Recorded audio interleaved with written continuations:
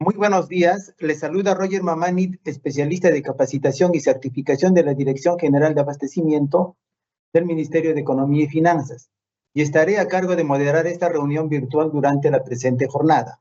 Esta actividad se realiza como parte de las labores de difusión de normativa del Sistema Nacional de Abastecimiento, que ofrece la Dirección General de Abastecimiento del Ministerio de Economía y Finanzas. Les pedimos que registren su asistencia completando el link que aparece en el chat en la opción Preguntas y Respuestas del evento. Hoy nos acompaña la señorita Lisette Orellana Medina de la Dirección de Adquisiciones de la Dirección General de Abastecimientos del Ministerio de Economía y Finanzas y desarrollará el tema Ejecución Contractual de Bienes y Servicios. Adelante, Lisette. Muchas gracias, Roger. ¿Qué tal? Primero que nada, darle la bienvenida a nombre del director general de Wilson Beramalki, director general de la Dirección General de Abastecimientos, y de la directora de adquisiciones, Vanessa Juárez, y felicitarlos, ¿no?, por estar en esta capacitación de la ejecución contractual de bienes y servicios en el marco de la nueva Ley General de Contrataciones Públicas. Como les decía, vamos a dar inicio a la exposición sobre la ejecución contractual de bienes y servicios. Vamos a empezar conversando sobre el contenido del contrato. Como sabemos, el contrato está conformado por el documento que lo contiene, ¿no?, las bases integradas, que finalmente son las que establecen las reglas definitivas de todo el proceso, la oferta ganadora, los documentos derivados del procedimiento de selección, que son los que establecen obligaciones para las partes, y lo cual incluye también las modificaciones contractuales y adendas aprobadas por la entidad contratante, pues durante la fase de la ejecución contractual, ¿no?, en caso corresponda. Asimismo, es importante mencionar que el contrato se ajusta a la proforma incluida en las bases del respectivo procedimiento de selección y se publica en el Pladicop. Bien, la ley define los contratos como acuerdos celebrados entre una entidad contratante y un proveedor. ¿Con qué fin? Con la finalidad, pues, de que asuman obligaciones recíprocas para poder abastecer a la entidad contratante de bienes, servicios u obras, y así la entidad contratante pueda cumplir con su finalidad pública. Hay un aspecto novedoso que se ha incorporado en esta Ley General de Contrataciones Públicas, y es lo referido a la cláusula de compromiso de pago. La entidad contratante verifica si el proveedor tiene multas impagas para la comisión de infracciones establecidas en la ley. ¿Cómo funciona? Pues miren, la entidad contratante va a verificar en la Pladicop de manera previa a que suscriba el contrato si el proveedor con que va a suscribir el contrato pues cuenta con multas impagas. En caso verifique que el proveedor tiene las multas impagas, se incorpora en el contrato una cláusula que se denomina cláusula de compromiso de pago de la multa. Y se establece que durante la ejecución contractual, la entidad contratante va a retener de forma prorrateada hasta un 10% del monto del contrato para que se pueda realizar el pago o la amortización de la multa, ¿no? El OEC, mediante directiva, va a regular el procedimiento operativo sobre el cobro de la multa, la cobranza coactiva y las retenciones. Esto es un aspecto nuevo que se ha incorporado, pues, en la normativa. Ahora, respecto de las cláusulas obligatorias del contrato se mantienen, ¿no? Como sabemos, es las garantías, la cláusula anticorrupción y antisoborno, la solución de controversias, la resolución de contrato por incumplimiento, y adicionalmente se está incluyendo una nueva cláusula que es la referida a la gestión de riesgos. Todas estas cláusulas están ya desarrolladas en las bases estándar que han sido prepublicadas, todavía no están publicadas, sino que han sido prepublicadas para recibir comentarios y poder absolverlos, ¿no?, y mejorar estas bases que han sido prepublicadas, ¿no? Ahí podemos encontrar el contenido, ¿no?, sobre las cláusulas mencionadas. Siguiente, por favor. Conversemos sobre el plazo de la ejecución contractual. El plazo de la ejecución contractual se inicia cuando, al día siguiente de que se perfeccione el contrato, desde la fecha en que se establezca en el contrato, ¿no? La fecha que se establece en el contrato, o desde la fecha en que se vayan a cumplir todas las condiciones previstas en el contrato, según se haya determinado. Correcto. El plazo de ejecución de los contratos de supervisión es importante mencionar que se encuentran pues vinculados a la duración del contrato supervisado. Otro aspecto importante es que durante la ejecución contractual, los plazos se van a contar en días calendario, salvo, ¿no?, algunas excepciones en los que el contrato indique lo contrario, pero por regla general siempre se van a contar en días calendario.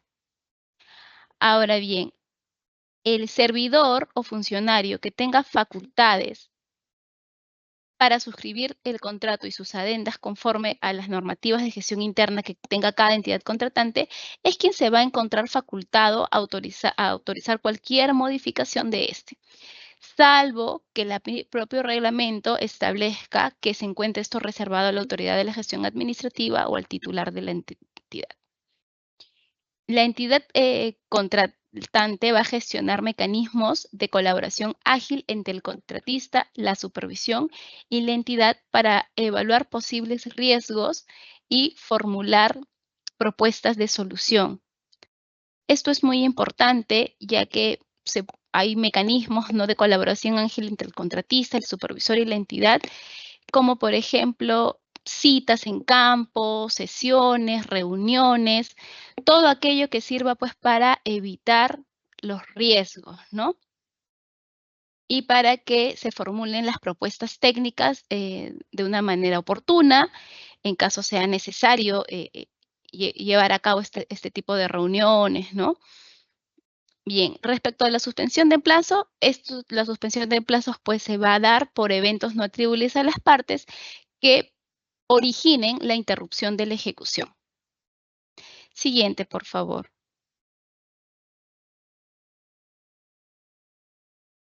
Ahora bien, respecto de la vigencia del contrato, como vemos en la PPT, este va a iniciar al día siguiente de la suscripción del contrato, en caso sea un contrato, o la notificación de la orden de compra o de servicio, o la fecha en que se cumplan las condiciones previstas para el inicio.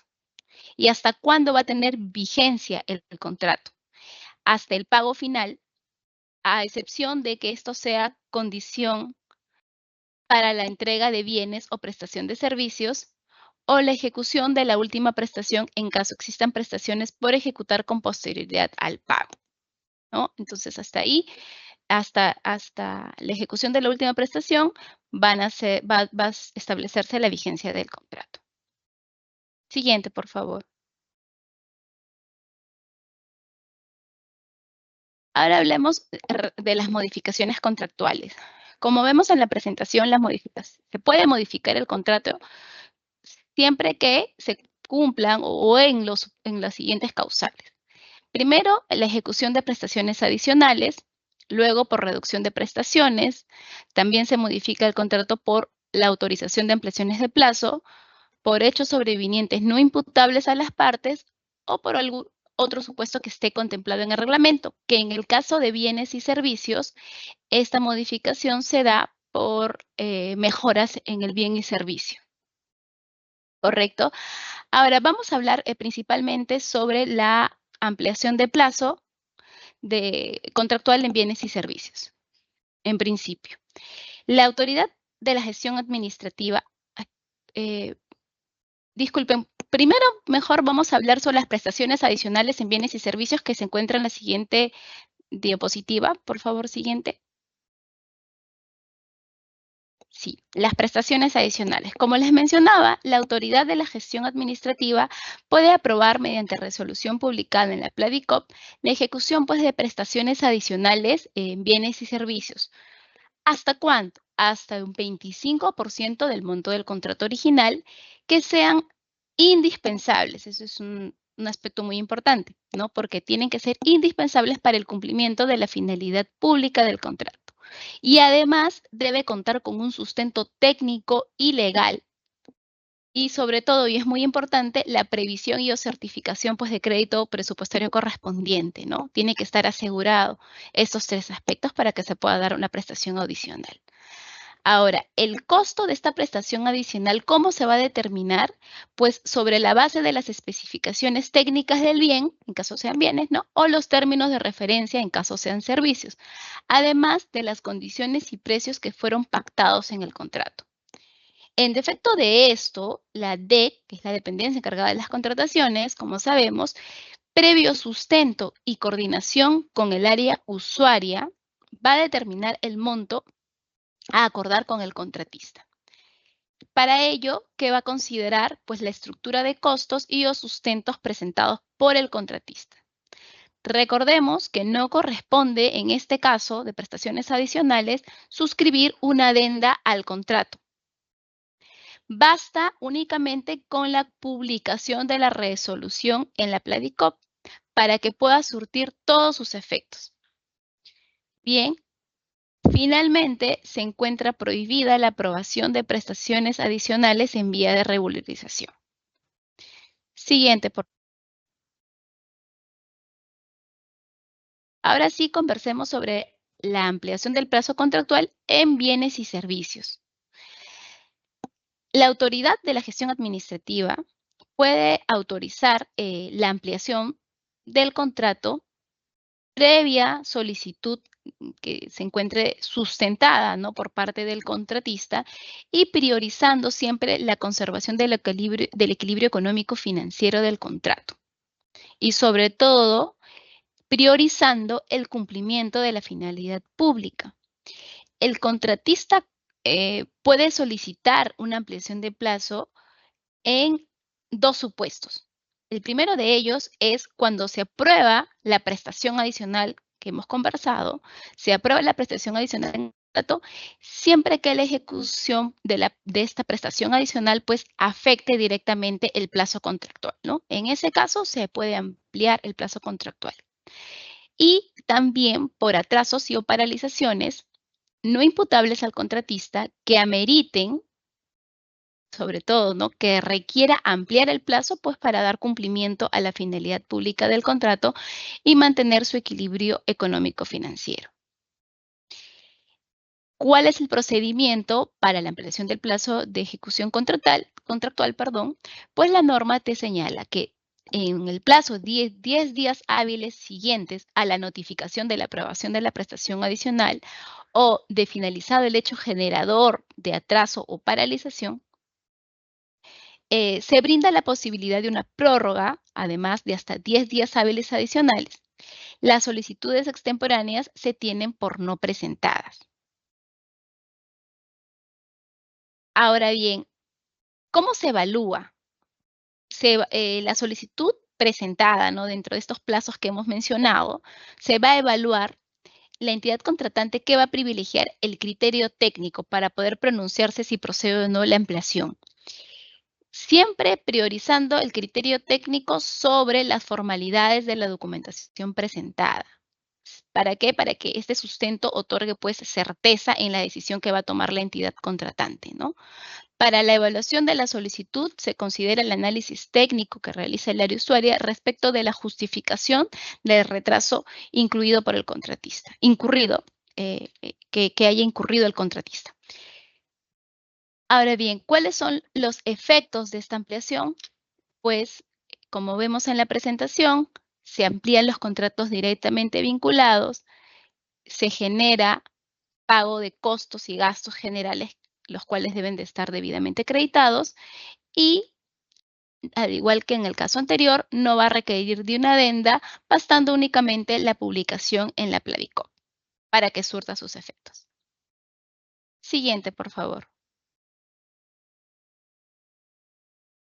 Como les mencioné hace un momento, hablábamos de otros supuestos contemplados en el reglamento para los cuales se puedan modificar el contrato. Y este es la modificación contractual por mejoras en el caso de bienes y servicios. El contrato puede ser modificado cuando el contratista pues, le ofrezca bienes o servicios con iguales o mejores características técnicas con respecto a su oferta. siempre y cuando estos bienes o servicios satisfagan la necesidad de la entidad contratante y además no desvirtúen o desnaturalicen la prestación ni varíen el objeto contractual, ¿no? Estamos hablando de mejoras, estamos hablando de aspectos, características técnicas que van a reforzarlo, más no una desnaturalización de la prestación, ¿no? Ni una variación del objeto contractual.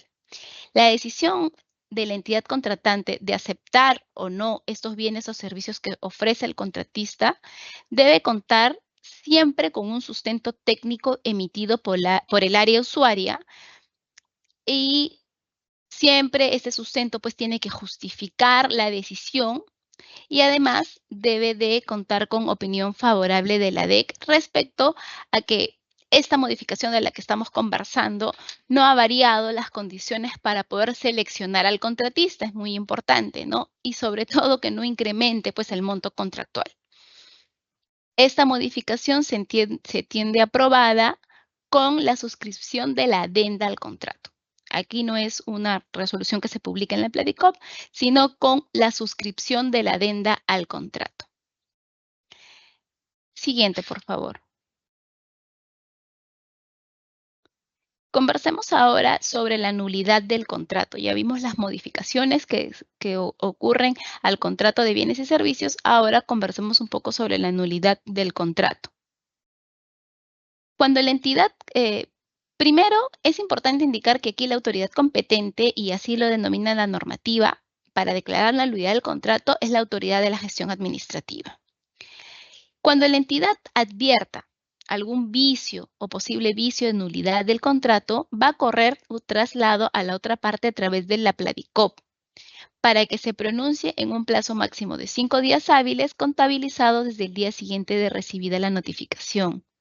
Esto es lo que dispone la norma. No obstante, en tanto la Pladicop se implemente, la entidad contratante va a hacer, como vemos en la nota al pie de la presentación, la entidad contratante va a cursar una carta notarial al contratista comunicándole la nulidad y el oficio del contrato, ¿no? Pero una vez que ya la Pladicop se encuentre implementada, la comunicación va a ser a través de ella. Bien, cuando la entidad contratante decida declarar la nulidad de oficio del contrato por alguna de las causales que vamos a ver a continuación, esta se entiende por notificada para todos sus efectos con la publicación de la Pladicop, ¿no? Esto, recordemos, está sujeto pues a la implementación que va a tener la Pladicop. Siguiente, por favor. ¿Cuáles son las causales de nulidad del contrato? Las causales no ha tenido mucha variación con respecto de la normativa previa y estas son, en primer lugar, cuando se suscriba con un proveedor, se suscriba el contrato con un proveedor pues impedido para contratar con el Estado. O cuando se verifique que se haya presentado documentación falsa, adulterada, con información inexacta, que esta información haya sustentado la adjudicación de la buena pro en el procedimiento de selección. Y es importante indicar aquí que siempre tiene que darse el previo descargo del contratista, ¿no es cierto? Otra causal de nulidad es que se suscriba el contrato a pesar de encontrarse en trámite un recurso de apelación. La cuarta causal es que se suscriba el contrato prescindiendo del procedimiento de selección competitivo respectivo, ¿no? O no se haya cumplido con las condiciones establecidas para utilizar un procedimiento de selección no competitivo. Es decir, se haya celebrado pues un procedimiento de selección no competitivo cuando no corresponda, cuando no ameritaba, cuando no se encontraba dentro de la causal, porque correspondía hacer algún procedimiento de selección competitivo, ¿no? O también cuando se simuló la aplicación de algunos de los supuestos excluidos. En estos casos, hay nulidad del contrato. Finalmente, la última causal de nulidad del contrato es cuando por sentencia consentida o ejecutoriada se evidencie que durante el procedimiento de selección o para el perfeccionamiento del contrato, los accionistas de la empresa, los socios o empresas vinculadas así como los directores, funcionarios, empleados, asesores, representantes legales o apoderados, hayan pagado, recibido, ofrecido, intentado pagar o recibir u ofrecer en el futuro algún pago, un beneficio, una dádiva, disculpen, o comisión. Ello también está prohibido, ¿no? Esta nulidad se declara sin perjuicio de la responsabilidad administrativa, civil o penal que corresponda en el proceso respectivo. La nulidad se va a declarar en este supuesto. Siguiente, por favor. Ya que, bueno, terminamos de hablar sobre la nulidad del contrato, hay algunas consideraciones que se tienen que tomar en cuenta para el contrato de bienes y servicios. Uno de ellos es el reajuste.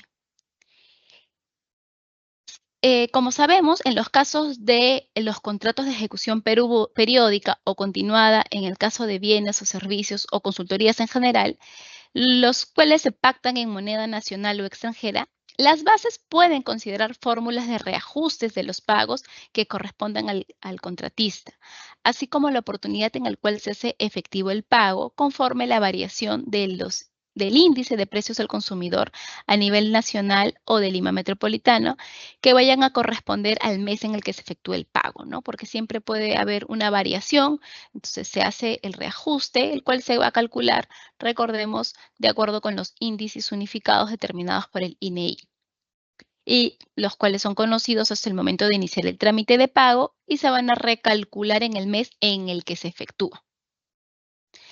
Cuando se trate de bienes o servicios donde se utilicen bienes sujetos a cotización internacional o cuyos precios estén influidos por esta, no se aplica la limitación del índice de precios al consumidor a que se refiere el párrafo que hemos mencionado, ¿no? Siguiente, por favor. Ahora conversemos sobre el adelanto directo. La norma indica que solo pueden otorgarse adelantos directos en el caso de bienes de alta complejidad bajo el sistema de entrega de llave en mano, ¿no? Que se ejecuten bajo este sistema. O, ¿en qué otro caso aplica? En los servicios especializados de gestión de instalaciones o en el servicio de mantenimiento vial. También aplica en el servicio de asistencia técnica especializada en gestión de proyectos, asiste, o en otros que lo requieran por las condiciones de mercado y ello tiene que ser sustentado en la estrategia de contratación. Asimismo, en las bases se van a prever el plazo, ¿no?, en el cual el contratista solicita el adelanto directo, así como el plazo de entrega de este adelanto que va a ser la entidad contratante.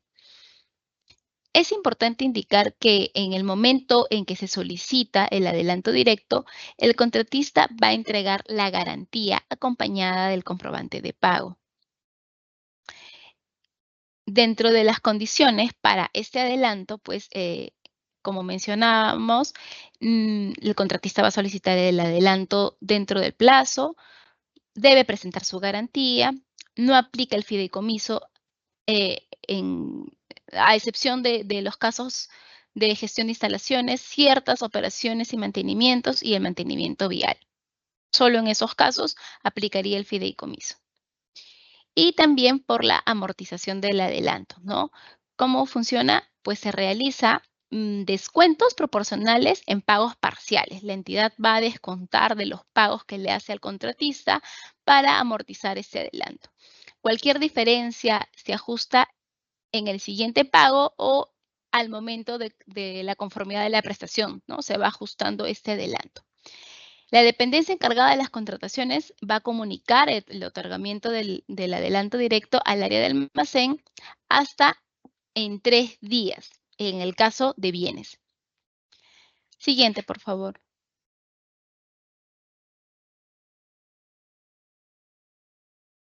Ahora conversemos sobre las garantías. ¿Qué son las garantías? ¿Qué buscan las garantías? Las garantías buscan asegurar el cumplimiento de las obligaciones de los contratistas a fin, pues, de cubrir adelanto de pago, el fiel cumplimiento del contrato o el fiel cumplimiento de las prestaciones accesorias. Estas garantías tienen características inherentes que son incondicionales, solidarias, irrevocables y de ejecución automática. ¿Cuáles son los tipos de garantía que establece la norma? Pues son 3 los tipos de garantía. En primer lugar tenemos el adelanto directo, conocido como adelanto de pago, el fiel cumplimiento del contrato y el fiel cumplimiento de las prestaciones accesorias. Asimismo, estas garantías tienen mecanismos por los cuales se van a realizar. ¿Cuáles son estos mecanismos? El fideicomiso, que como vemos en la presentación, sirve para el adelanto de pago o adelanto directo y el fiel cumplimiento del contrato. Tenemos también la carta fianza financiera, que vale para los 3 tipos de garantías, el contrato de seguro de la misma manera y la retención del pago que hace la entidad contratante, también es un mecanismo de garantía que va a servir para el fiel cumplimiento del contrato y el fiel cumplimiento de prestaciones accesorias. Siguiente, por favor. Respecto de la garantía de fiel cumplimiento, primero que nada indicar que esta garantía se tiene que mantener vigente hasta la conformidad de la prestación a cargo del contratista, ¿no? Para el caso de los contratos de bienes y servicios, la garantía de fiel cumplimiento, o mejor dicho, para el caso de servicios que consideren una comisión de éxito, el monto de la garantía de fiel cumplimiento se constituye únicamente sobre la base del honorario fijo. La garantía de fiel cumplimiento se constituye sobre la base del honorario fijo para el caso de servicios que incluyen con una comisión de éxito. Ahora bien, el contratista además puede solicitar, sí, la reducción proporcional de la garantía de fiel cumplimiento. ¿En qué casos? En los casos de los contratos de suministro, siempre que se cuente con la conformidad de al menos la primera mitad de entregables. Y además es muy importante que no haya incurrido en retrasos ni penalidades, ¿no es cierto? Para que pueda solicitar esta reducción. Asimismo, en los contratos para la adquisición de bienes y servicios, la constitución del fideicomiso como garantía de fiel cumplimiento procede cuando el plazo de ejecución contractual es mayor a 90 días calendario. Eso es muy importante, tienen que tener en cuenta. Solo procede cuando es mayor a 90 días calendario. Si tiene menos días, no procede la constitución de un fideicomiso como garantía de fiel cumplimiento. ¿Y cuáles son las excepciones a la presentación de la garantía de fiel cumplimiento? Pues no se va a otorgar garantía de fiel cumplimiento de bienes y servicios ni garantía de fiel cumplimiento por prestaciones accesorias en los siguientes casos. En los casos en que los contratos de bienes y servicios cuyos montos sean menores o iguales a 50 UIT. Entonces, contratos menores o iguales a 50 UIT es una excepción de la garantía. Esta excepción no aplica cuando la sumatoria de los contratos que se deriven de los procedimientos de selección, en el caso de procedimientos por relación de ítems, que son adjudicados a un mismo postor, superen el monto que hemos indicado, ¿no? También constituye una excepción la compra o alquiler de bienes inmuebles de propiedad privada, los contratos de arrendamiento de bien mueble o bienes inmuebles de propiedad privada y las contrataciones complementarias también que no superen los 50 UITs, ¿no es cierto? Entonces, esas son las excepciones a la garantía de fiel cumplimiento. Siguiente, por favor. Respecto de la ejecución de garantías, las garantías de adelanto de fiel cumplimiento o de fiel cumplimiento por prestaciones accesorias, como vemos en el número 2 y 3, se van a ejecutar en su totalidad, otorgándole al contratista un plazo de 5 días hábiles para que se devuelva el monto pendiente de amortizar, bajo apercibimiento de proceder su ejecución en los siguientes supuestos. En caso las cartas fianzas financieras o los contratos de seguro cuando el contratista no hubiese renovado antes de la fecha de su vencimiento, cuando el contratista no hubiera cumplido con pagar el saldo a su cargo establecido en el acta de conformidad de la recepción de la prestación, ¿no?, en el caso de bienes y servicios, cuando la garantía por adelanto se ejecuta, cuando luego de que el contrato sea resuelto o declarado nulo, no se amortice o se pague el monto adelantado. La ejecución de la garantía por adelanto directo se ejecuta cuando no se haya renovado la garantía antes de la fecha de vencimiento, no se haya cumplido con pagar con el saldo posterior a la recepción o liquidación consentida, o cuando haya sido resuelto o declarado nulo, ¿cierto? Como vemos, el adelanto de pago o el adelanto directo tiene ciertas condiciones mediante los cuales se va a ejecutar.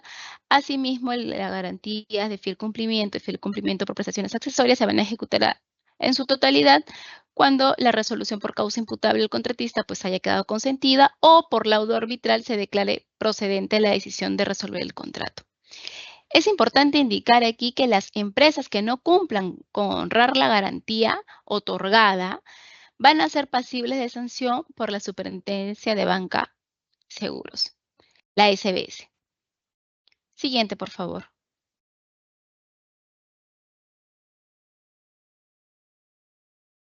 Ahora conversamos sobre la resolución del contrato. Cualquiera de las partes, sea el contratista o la entidad contratante, puede resolver el contrato total o parcialmente, siempre que se cumplan los siguientes supuestos, o en alguno de los siguientes supuestos, para ser exactos. El primer supuesto es por caso fortuito o fuerza mayor, pues que va a imposibilitar la continuidad de ejecutar el contrato. Otro supuesto es el incumplimiento de las obligaciones contractuales, ¿no es cierto? Otro aspecto o otro supuesto en el cual se resuelve el contrato es por un hecho sobreviniente al perfeccionamiento del contrato que sea distinto al caso fortuito fuerza mayor. Y además existen otros supuestos que es por el incumplimiento de la cláusula de anticorrupción que comentábamos al inicio de la presentación, es una de las cláusulas obligatorias que tienen que ir en el contrato, y su incumplimiento pues genera la resolución del contrato. Por la presentación de documentación falsa o inexacta durante la ejecución contractual. Si presenta documentación falsa en la ejecución, pues se resuelve el contrato. Y la configuración de la condición de terminación anticipada establecida en el contrato. Por estos 6 supuestos se puede resolver el contrato de manera total o parcial. Y es importante que recordemos que el contrato va a quedar resuelto a partir de la sola notificación. Siguiente, por favor. ¿Cuál es el procedimiento para resolver el contrato? Según el supuesto de resolución del contrato, según sea uno de los 6 supuestos que hemos mencionado, primero se realiza el apercibimiento, ¿no? Este apercibimiento no es aplicable en 2 supuestos, cuando se alcanza el monto máximo de penalidad o cuando el incumplimiento no es reversible. Bien, luego, transcurrido un plazo no menor al 10% y no mayor al 15% del plazo que corresponda a la ejecución contractual, o 3 días en en los contratos con plazos menor a 30 días, ¿no? En 3 días, luego de percibir y transcurrido este plazo, sin que se haya cumplido con la prestación, ¿no? Vence el plazo y su cumplimiento, pues se va a notificar la resolución del contrato parcial o total. Siguiente, por favor.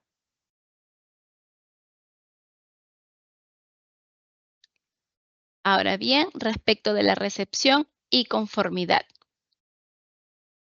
El área usuaria va a verificar, es la encargada de verificar, es su función verificar el cumplimiento de las especificaciones técnicas o términos de referencia. Y además, en caso corresponda, el área usuaria va a realizar el control de calidad de este bien o servicio. Asimismo, la recepción de los bienes es importante mencionar aquí, que se rige por la normativa del Sistema Nacional de Abastecimiento. Como sabemos, existe la Directiva de la Gestión de Almacenamiento y Distribución de Bienes Muebles, emitida pues por la Dirección General de Abastecimiento, y es importante que se verifique que se cumplan las condiciones ahí establecidas para la recepción en el caso de los bienes. Transcurrido, el plazo de 7 días, 20 días para las consultorías o si requiere efectuar pruebas que permitan verificar el cumplimiento de la obligación, pero en principio son 7 días, se realizan las observaciones que son notificadas al contratista con el plazo de subsanación que es máximo el 30% del plazo del entregable. Y además es importante indicar que no se van a aplicar penalidades si el contratista llega a subsanar dentro del plazo. Ahora, si el contratista no llega a subsanar, se pueden otorgar sí plazos adicionales o resolver el contrato. No aplica el procedimiento si los bienes o servicios no cumplen manifiestamente con lo contratado. Y finalmente, la conformidad no impide reclamos posteriores por defectos o vicios ocultos. Las contrataciones complementarias. Bien, las contrataciones complementarias, en el caso de bienes y servicios, están sujetas a ciertas condiciones. Primero, el plazo. Dentro del plazo de 3 meses posteriores a que se culmine el plazo contractual del bien o servicio. Únicamente se van a dar dentro de los 3 meses posteriores. ¿Cuáles son los requisitos? Se realiza solo por única vez con el mismo contratista. Solo una contratación complementaria con el mismo contratista. Otro requisito es que el monto no puede ser menor o igual al 30% del contrato original. Otro requisito importante es mismo bien o servicio y condiciones de contratación. Bueno, ser repetido, son las mismas condiciones de contratación y que se haya convocado el procedimiento de selección para su contratación, salvo que la necesidad sea cubierta con la contratación complementaria. Ahora bien, excepcionalmente puede suscribirse 15 días antes de la culminación del contrato original, ¿no? Porque lo regular es que se culmine el contrato original, pero puede pues suscribirse 15 días antes con la condición de que el inicio sea posterior a su culminación. O sea, se suscribe sí, pero el inicio va a ser posterior a la culminación del plazo del contrato de bien o servicio. Y los motivos deben de estar sustentados por el área usuaria, pues quien otorga la conformidad y cumplirse con los requisitos regulares que se señalan en la normativa. Bien, muchas gracias. Hasta aquí ha sido la presentación de los aspectos más importantes de la ejecución contractual de bienes y servicios. Gracias, Roger. Muchas gracias, Lisette, por la exposición. Ahora pasamos a nuestra ronda de preguntas. En esta sección, nuestro panelista dará respuesta a las preguntas que hemos recibido durante el proceso de inscripción. Asimismo, les pedimos que se registren su asistencia completando el link que aparece en el chat en la opción Preguntas y Respuestas del evento. Muy bien, Lisette, vamos a pasar a la ronda de preguntas. Tenemos con la primera pregunta. ¿Cuáles son las causales de modificación contractual?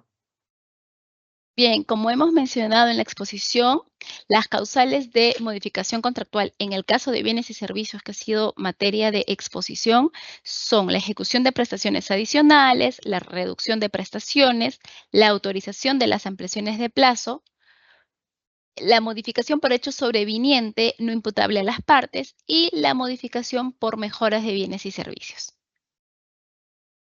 Muy bien, muchas gracias. Tenemos otra pregunta. ¿Cuáles son los plazos para los casos de controversias en la fase de ejecución contractual? La Ley General de Contrataciones Públicas ha señalado los plazos de caducidad, ¿no? Y al respecto indica que el arbitraje que verse sobre las controversias respecto de la validez, nulidad, resolución, terminación o ineficacia del contrato es solicitado en un plazo máximo de 30 días hábiles desde la notificación del acto, o de los actos que son materias de controversia. Asimismo, en todas las demás controversias, cualquiera de las partes va a poder iniciar el arbitraje como máximo dentro de los 30 días hábiles siguientes a las siguientes acciones. Primera, la entrega del bien final, ¿no? En el caso de los contratos de adquisición de bienes, la presentación del entregable final en el caso de los contratos de prestación de servicios y la entrega de la obra en los casos de los contratos de obra. Gracias. Muy bien, muchas gracias. Tenemos otra pregunta. ¿Cuál es el plazo para el pago de órdenes de servicio por locación de servicio? Miren, el reglamento señala que el pago, en el caso de los contratos menores en general, se va a realizar conforme al artículo 67 de la ley. Es decir, que la regulación va a ser la misma que las disposiciones generales de bienes, servicios y obras. Específicamente, el numeral 67.3 del artículo 67 señala que el pago se realiza en un plazo máximo de 10 días hábiles luego de que se otorgue la conformidad por parte del área usuaria. Este plazo es prorrogable siempre que cuente con una justificación y, por esta demora y hasta 5 días hábiles. Gracias. Muy bien, tenemos otra pregunta. Con relación al contrato, ¿en qué casos se puede modificar solo con informe técnico? Como hemos expuesto, las modificaciones del contrato se pueden dar por la resolución que se publica en el Pladicop o por la suscripción de una adenda. En algunos casos se va a pedir un sustento técnico previo, pero en ningún caso es que únicamente se modifique con la emisión de un informe técnico. Gracias. Muy bien, tenemos otra pregunta. ¿En qué plazo se produce la pérdida para suscribir el contrato?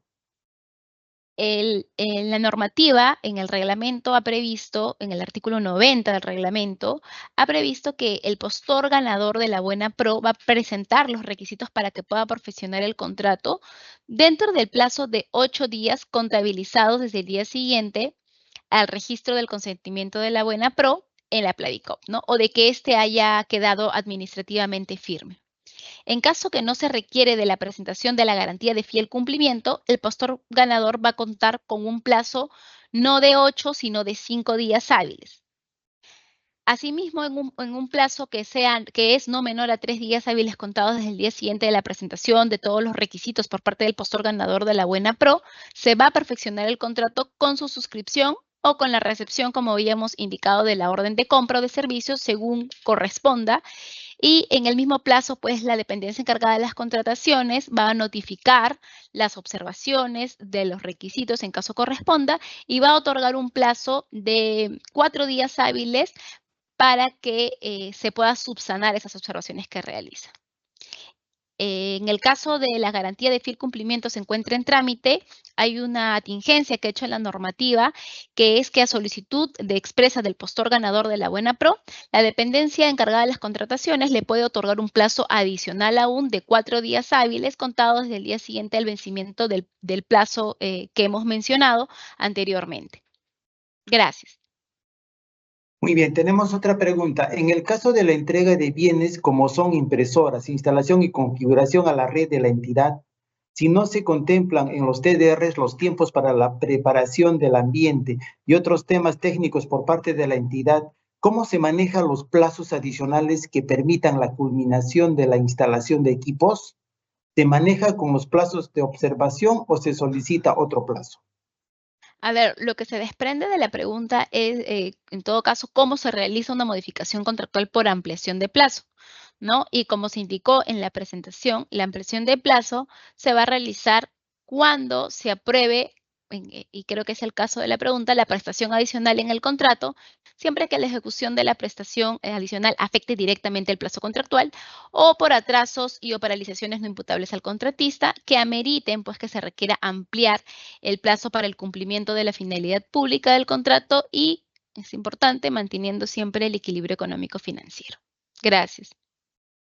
Muy bien, tenemos otra pregunta. ¿La nueva Ley General de Contrataciones Públicas desde cuándo rige? Recordemos que la Ley General de Contrataciones Públicas y su reglamento entran en vigencia el 22 de abril del presente año. Gracias. Muy bien, tenemos otra pregunta. ¿Se puede registrar dos adendas complementarias según la nueva Ley General de Contrataciones Públicas? La respuesta es no. como hemos mencionado en la exposición, el reglamento ha previsto que si bien dentro de los 3 meses posteriores a la culminación del plazo de ejecución de un contrato de bien o servicio en general, la entidad puede realizar una contratación complementaria, esto es por única vez con el mismo contratista y siempre que se cumplan ciertas condiciones que hemos mencionado en la exposición. Gracias. Muchas gracias. Tenemos otra pregunta. ¿Qué área es la encargada del procedimiento para ejecutar las garantías? Ello se va a determinar en atención a la normativa interna de cada entidad contratante, ¿no? Ahí se establecerá pues quién es el área encargada de ejecutar las garantías. Este aspecto no se encuentra regulado en la ley y el reglamento. Gracias. Muy bien, y tenemos una última pregunta. ¿Cuáles son las responsabilidades que tiene el área usuaria y el OVEC en la ejecución de un contrato de servicios? Bien, es importante indicar que tanto el área usuaria como la DEC, la dependencia encargada de las contrataciones, han sido establecidas sus funciones en la ley y en el reglamento, ¿no? En caso del área usuaria, ella es responsable de verificar las obligaciones del contrato, su cumplimiento y además la emisión de la conformidad respectiva. Por su parte, la DEC es responsable de verificar más bien la documentación necesaria para el perfeccionamiento del contrato, además realizar el monitoreo y seguimiento a la evaluación, y la evaluación de la ejecución contractual de todos los contratos suscritos por la entidad contratante, de solicitar a la Oficina de Planeamiento y Presupuesto la certificación o provisión presupuestal en los casos que corresponda, y de revisar la conformidad emitida por el área usuaria, ¿no? A fin de verificar el cumplimiento de la normativa de contrataciones públicas. Gracias. A continuación, vamos a hacerles recuerdo de la aplicación del Código de Conducta de los órganos que integran la Administración Financiera del Sector Público. Como ustedes pueden observar, ha sido aprobado con resolución ministerial número 330 del año 2021. Este es un instrumento de integridad explícita de conductas de actuación que reafirman el compromiso de probidad de los servidores que integran los órganos rectores del SAF en las entidades de los 3 niveles de gobierno a fin de generar credibilidad y confianza. Pues este documento contempla conductas esperadas y conductas no deseadas que expresan el rechazo a toda actuación contraria a la integridad. Por lo tanto, en el marco de la gestión de las direcciones generales que ejercen la rectoría de sistemas que integran el SAFI, tenemos el sistema de abastecimiento, el sistema de programación multianual y gestión de inversiones, presupuesto público, tesorería, endeudamiento público, contabilidad, y también incluye la Dirección General de Gestión Fiscal de los Recursos Humanos. Por lo tanto, la recomendación es que estemos diariamente en nuestros quehaceres, tener presente las actuaciones que debemos de tener como servidores públicos con este código de ética. Agradecemos a todos los participantes por habernos acompañado en esta conferencia, Ejecución Contractual de Bienes y Servicios, la misma que fue organizada por el Ministerio de Economía y Finanzas. En caso tengan consultas adicionales, pueden realizarlas a través del correo electrónico, como pueden observar, dga@ambe.gov.pe, el mismo que en este momento aparece en pantalla. El video de la conferencia será publicado en el canal de YouTube del Ministerio de Economía y Finanzas. Los invito a suscribirse a este canal y activar las notificaciones para recibir alertas cada vez que subamos un video. Que tengan todos muy buenas tardes y hasta pronto.